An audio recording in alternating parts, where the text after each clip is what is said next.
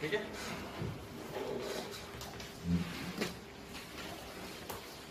पीछे में कोई कंफ्यूजन तो नहीं है?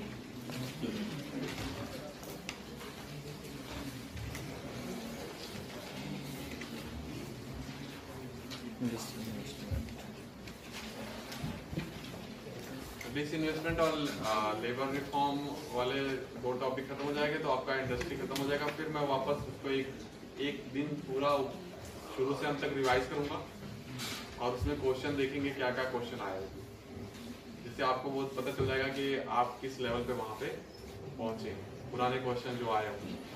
ठीक है, मेंस टाइप की और प्रीलिम्स की। तो डिसइन्वेस्टमेंट का पहले ऑब्जेक्टिव देख लें, क्यों किया जा रहा है, मतलब क्या उद्देश्य, क्या प्राप्ति करना है डिसइन्वेस्टमेंट करके। देखिए हम लोगों ने बड़ी मेहनत से कंपनियां बनाई। 1956 की पॉलिसी क्या थी, क्या था उसमें, है ना, वहाँ पे पब्लिक सेक्टर यूनिट्स को हमने ज्यादा प्रेफर किया था। फिर हमने पब्लिक सेक्टर यूनिट्स बनाई, कमांडिंग हाइट्स पे ले गए उसको, और करीब 20 से 25% वो जीडीपी में कंट्रीब्यूट करने लगी, है ना, इस तरह से। फिर लेकिन ऐसी नौबत आ गई कि हम लोग को डिसइन्वेस्टमेंट का स्टेप लेना पड़ा, है ना। डिसइन्वेस्टमेंट कब, 1991 92 में पहली बार यूज हुआ। कब क्या गया पहली बार, इस फिस्कल ईयर में हमने पहली बार डिसइन्वेस्टमेंट किया, जो हमारी न्यू पॉलिसी आई थी उसके अकॉर्डिंग। तो ऑब्जेक्टिव क्या था, पहला ऑब्जेक्टिव, गुड,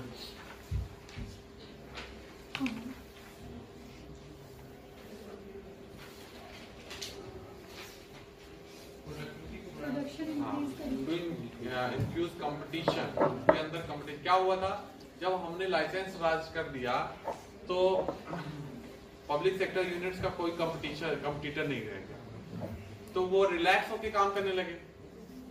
तो जब रिलैक्स होके काम कर रहे तो उनके अंदर क्या है, इनएफिशिएंसीज बढ़ने लगी। तो उस इनएफिशिएंसीज के कारण उसके लॉस क्या हो गए, इंक्रीज होने लगे। उसको लगा कि लोग लगा सैलरी तो मिलनी ही मिलनी है ना। तो लेकिन ये नहीं जानते कि वो सैलरी बहुत दिन तक मिल नहीं पाएगी। क्लियर है। तो कंपटीशन को इन्फ्यूज करना उसके, जिससे क्या हो जाएगा, एफिशिएंसी बढ़ जाएगी।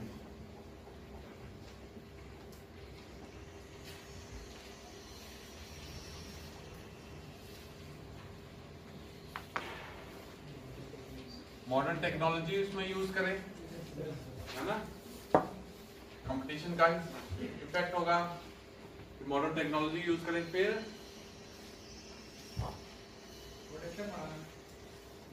प्रोडक्शन इसमें बढ़ जाएगा, घाटे को कम करना, हो जाएगा, साइकिल चल जाएगी। ठीक है। Raise resources,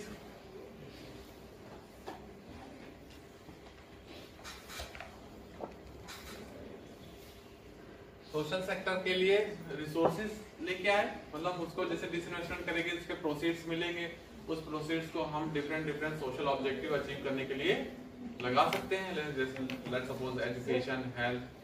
use of modern technology किस लिए यूज किया गया था,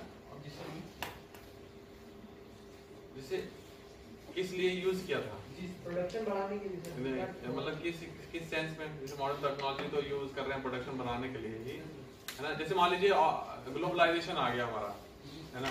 अब अगर हम लोग पुरानी ऑब्सोलीट टेक्नोलॉजी यूज करके प्रोड्यूस करा रहे हैं, तो क्या हम लोग अगर मार्केट भी ओपन कर दिए और टेक्नोलॉजी हम पुरानी यूज कर रहे हैं, तो क्या उसके प्रोडक्ट से हम कम्पीट कर पाएंगे कभी, दिक्कत हो जाएगी ना। फिर हमारा वो दूसरा बंदा बाहर वाला हमारा मार्केट कैप्चर कर लेगा, क्योंकि कंज्यूमर तो क्या है, बेस्ट और चीप वो ही खरीदेगा।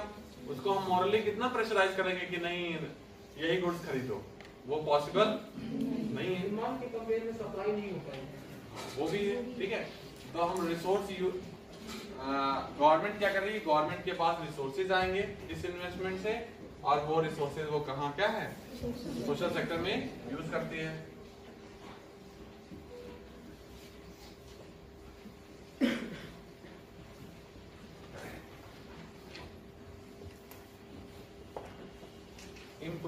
फिजिकल पोजीशन ऑफ गवर्नमेंट है ना। मैंने क्या था 1990 में करीब 6% 7% गवर्नमेंट का फिजिकल डेफिसिट चला गया था। फिजिकल डेफिसिट मतलब जितना गवर्नमेंट उधारी लेती है, जब उधारी लेगी तो वापस भी तो करेगी, लेकिन अगर वो कहीं यूज नहीं कर रही है अच्छे से तो क्या होगा, वो डेप्ट बढ़ता चला जाएगा, है ना। तो गवर्नमेंट क्या करेगी, जब उसको चाहिए कहीं से रिसोर्सेज चाहिए और मार्केट से लेना उसके लिए बहुत ही दिक्कत वाली बात होगी, क्योंकि रिसोर्स वो वापस करना पड़ेगा उसको। तो वो अपनी पोजीशन इंप्रूव करने के लिए डिसइन्वेस्टमेंट से जो प्रोसीड आएगा उससे अपनी पोजीशन क्या है, इंप्रूव कर सकता है। फिर और भी बहुत सारे ऑब्जेक्टिव हैं कि ग्लोबलाइजेशन में सर्वाइव कर पाना, है ना, इस टाइप से। तो ये मेजर ऑब्जेक्टिव हैं जिस ऑब्जेक्टिव को लेके हम लोग चले थे, है ना। या एक ग्रेटर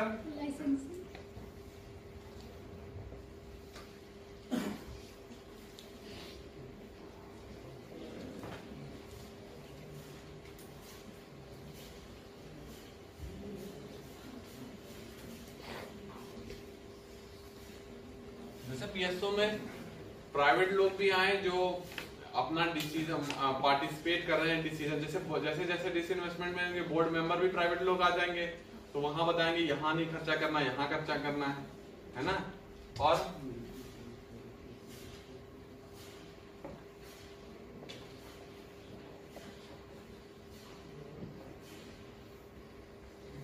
लोअर पॉलिटिकल इंटरफेरेंस, है ना। जब बोर्ड मेंबर में प्राइवेट पार्टी ज्यादा आ जाएंगे तो वो अपने बोर्ड से कहेंगे ये बंदा नहीं, ये बंदा सिलेक्ट करना है। 100% रहेगा तो पॉलिटिकल इंटरफेरेंस ज्यादा होगी कि नहीं इसको एमडी बनाना है, तो दिक्कत हो गया। हाँ, लाइसेंसिंग कौन बोल रहा था? हाँ, लाइसेंसिंग का देखिए, ये तो हम लोग वो तो हम लोग 1991 की पॉलिसी देख रहे थे कि उसमें ये क्या लाइसेंसिंग को खत्म कर दिया, या लाइसेंसिंग कुछ ही में रिक्वायर्ड है। अब हम लोग सिर्फ बात कर रहे हैं कि पब्लिक सेक्टर डिसइन्वेस्टमेंट किसका करना है, पब्लिक। अब जो कंपनियां थी उन कंपनियों के साथ क्या करना है, क्या उनको रखना है अगर इनएफिशिएंट है, या हटा देना है, ठीक है। यहाँ पे लाइसेंसिंग का इश्यू नहीं है। लाइसेंसिंग तो क्या, आप सिर्फ पब्लिक सेक्टर पे हम लोग कंसंट्रेट कर रहे हैं। तो ये हमारे ऑब्जेक्टिव थे डिसइन्वेस्टमेंट करने के। ऑब्जेक्टिव से ग्रीन जीडीपी तक हम लोग पहुंच सकते हैं। हाँ, मतलब अपने रिसोर्सेज का फुल यूटिलाइजेशन हो जाएगा। ग्रीन जीडीपी से इसमें आया कि नहीं?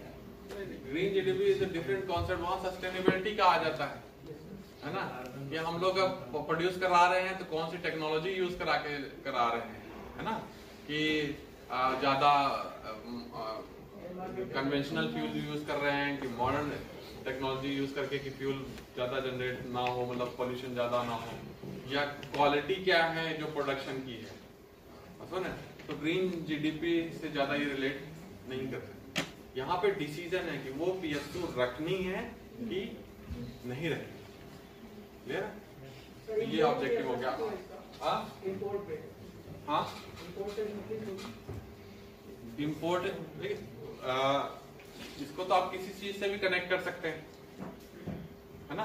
मान लीजिए हमने पीएसयू, अगर वो पीएसयू खत्म कर दी जो हम लोग खुद प्रोड्यूस करते थे, तो हमको बाहर से चीजें लेनी पड़ेगी। लेकिन हम उन लोग अल्टरनेट तैयार कर रहे हैं, हम लोग उसको खत्म नहीं कर रहे हैं, अल्टरनेट तैयार कर रहे हैं कि अगर ये चीज आए तो बस ये प्राइवेट हाथों में चल जाए, उसको पूरा जड़ से नहीं खत्म कर रहे हैं, मतलब प्रोडक्शन बेस रहेगा, ठीक है। अब मैं आता हूं कि कैसे डिसइन्वेस्टमेंट किया जाता है ना। तो रीजंस क्या थे डिसइन्वेस्टमेंट के, तो वही रीजन करेंगे। इनएफिशिएंसीज आ गई थी, क्या जरूरत पड़ी थी ये बेटा ना। बहुत बार तो असिस्टेंट कंपनी का मुझे से इन्वेस्टमेंट जिसका प्रॉफिट बहुत अच्छा रहा।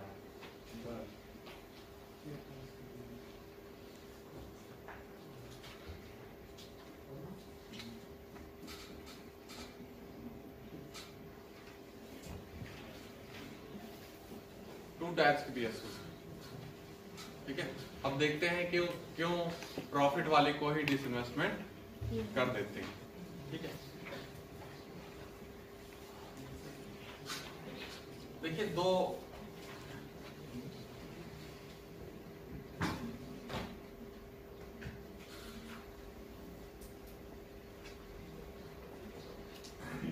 ह्यूमन एफर्ट और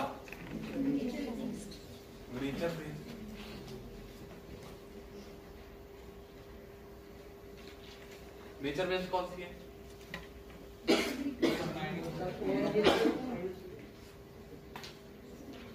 ONGC पेट्रोल या बीपीएल कोल इंडिया,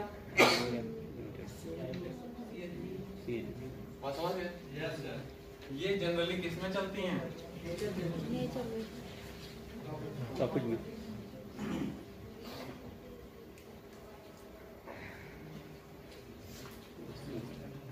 टूरिज्म वाला है ना, ऐसे बहुत से हैं जो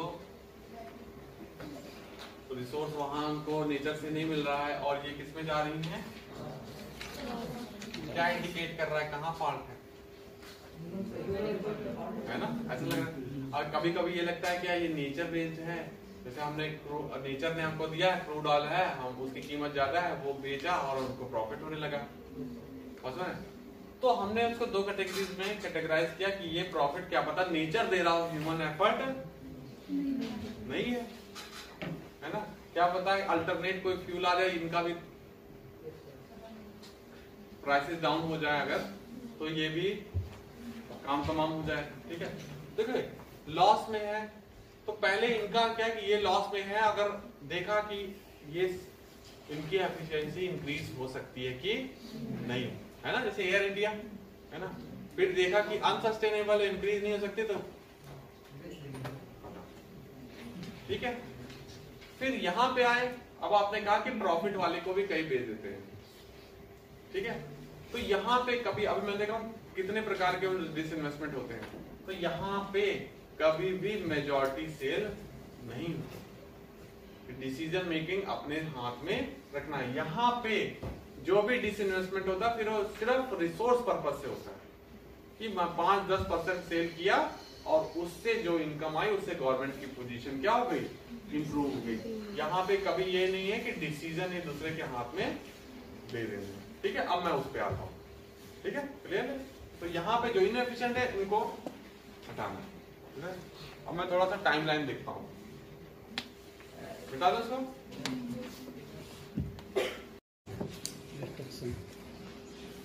क्रिएटिव डिस्ट्रक्शन, पहले सीडीज थे, कैसेट थे, है ना, खूब डब्बे में भर भर के कैसेट रखता, मैं भी रखता हूँ ना, लेकिन अब क्या आ गया, उतना ही एक है, कौन सा बेटर है? लेकिन कैसेट इंडस्ट्री पूरी क्या हो गई, खत्म हो गई, बर्बाद हो गई। ये तो होना ही है, लॉ ऑफ नेचर है। प्रोग्रेस करेंगे तो पुरानी वाली चीजों को हटाना ही पड़ेगा। वो पेन ड्राइव भी गायब हो जाएगी कभी कभी, ऐसे हवा में चलेंगी चीजें, बात समझ रहे चीजें। तो कहने का मतलब है creative destruction law of nature है ना, उसको होना ही पड़ेगा। और आपको मतलब element of survival of fittest तो हमेशा रहेगा ही रहेगा, उसको कोई रोक नहीं सकता है। आप हाँ ये मन में सोचे रहिए कि नहीं वो ना चले, ऐसा ना हो, लेकिन वो तो होना ही होना है। उसको एक बस ये रहते हैं, कुछ अच्छे लोग होते हैं कि जो पीछे लोग छूट गए उनकी हेल्प करते रहते हैं। लेकिन अगर आप कहेंगे कि इनोवेशन ना करिए, सब लोग बराबर रहे, सब दुखी हैं तो सब बढ़िया है, तो ये चीज पॉसिबल है ना। तो जैसे मान लीजिए मेडिकल सिस्टम में अगर ये अप्लाई कर दे तो ब्लंडर ही हो जाए। क्यों कि कोई रिसर्च एंड डेवलपमेंट नहीं, दवाओं में नहीं होंगे, वो कंपनी आगे निकल गई, तब तो हो गया काम। है तो क्रिएटिव डिस्ट्रक्शन से ही इकोनॉमी चलती ही चलती है, उसको आप रोक नहीं सकते। टेक्नोलॉजी को आना ही आना है, उसमें से कुछ बाहर जाएंगे। फायदा यह होता है, एजुकेशन सिस्टम का सबसे फायदा यह होता है कि जब वो डिस्ट्रक्शन आता है तो जो बाहर हुए लोग वो वापस में आ जाते हैं। इंडिया में सबसे प्रॉब्लम क्या है, मोबिलिटी नहीं है एम्प्लॉयमेंट में। हम यही करते हैं तो वो जिस दिन उसकी अपॉइंटमेंट हुई और जिस दिन रिटायर हुआ वो वही काम जानता है, दूसरा काम नहीं जानता। अब बाहर क्या है, मोबिलिटी बहुत है, इंटरडिसिप्लिनरी, वो ये काम किया फिर वो काम किया फिर ये क्या है। डिस्ट्रक्शन जब आता है तो उसको सर्वाइव कर ले जाता है, थोड़ा सा गैप आता है साल 2 साल का, उसमें वो नई चीजें सीख लेता है। यहाँ तो एकदम नई चीज, अरे यार ये तो मेरा काम ही नहीं, वो अप्रोच आ जाती है। तो डिस्ट्रक्शन जब भी आएगा तो आदमी सर्वाइव कर जाएगा उस चीज को, है ना।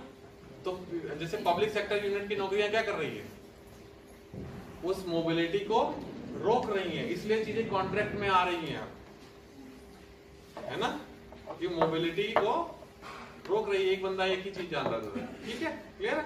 और कुछ पूछना? चलिए अब नया नहीं, लेबर रिफॉर्म नहीं शुरू करेंगे इसमें। आप